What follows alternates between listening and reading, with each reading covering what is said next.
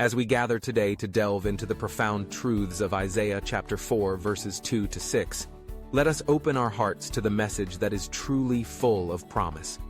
This passage, though brief, is a treasure trove of hope and anticipation, pointing us towards the fulfillment of God's promises through Christ. Many of us are familiar with the Christmas story, having witnessed countless nativity plays and heard the retelling of the birth of Jesus.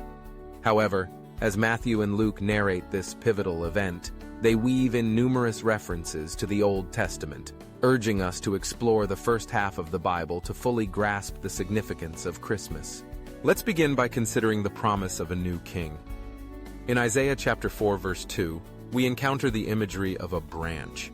This term is deeply rooted in the language of family trees, symbolizing lineage and heritage. The branch of Jesse, mentioned in Isaiah chapter 11, verse 1, signifies a new King David, as David was the son of Jesse. Thus, the branch of the Lord represents the promised king whom God will send. In the preceding chapter, Isaiah chapter 3, we witnessed the failure of Judah's leaders, highlighting the need for a righteous and just ruler. Yet, God had made a covenant with David, assuring him that one of his descendants would always reign over his people, as recorded in 2 Samuel chapter 7, verses 11 to 16. This ruler would usher in an era of peace and prosperity, and the land would flourish, as depicted in Psalm chapter 72, verses 1 to 3, and verse 16. Moving forward, Isaiah chapter 4, verses 3 to 4, reveals the promise of a holy people. Jerusalem, once a city of corruption and rebellion, is promised a transformation. God vows to purify his people, addressing the root of their sin. This promise is not just about cleansing, but about creating a community that reflects God's holiness and righteousness. It speaks to a future where God's people are set apart, living in accordance with his will. Finally, we come to the promise of a present God in Isaiah chapter 4, verses 5 to 6. Reflecting on the Exodus, when God led the Israelites out of Egypt, we recall the pillar of cloud by day and the pillar of fire by night.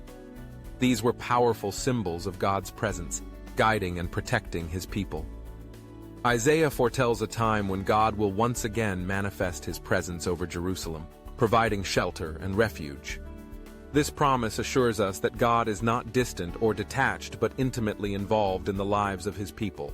This short chapter in Isaiah is indeed full of promise, reaffirming the covenants made with Abraham, Moses, and David. The New Testament writers recognize Jesus as the fulfillment of these promises, providing us with a deeper understanding of the true meaning of Christmas. As we look to the New Testament, we see how Jesus perfectly embodies these promises.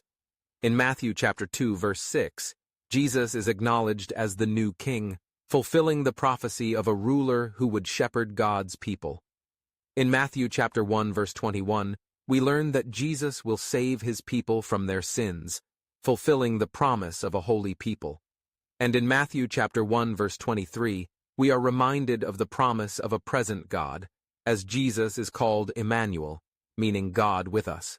Now, let us take a moment to pray and reflect. Jesus not only fulfills these promises, but every promise made for him.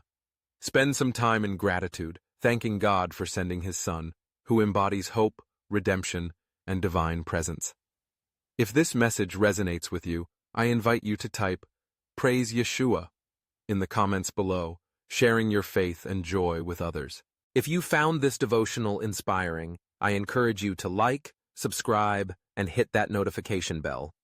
By doing so, you will stay connected and receive more uplifting messages that deepen your understanding of God's Word and his promises. As we continue on this journey of faith, may we always be reminded of the promises fulfilled through Christ, and may our lives reflect the hope and transformation that he brings.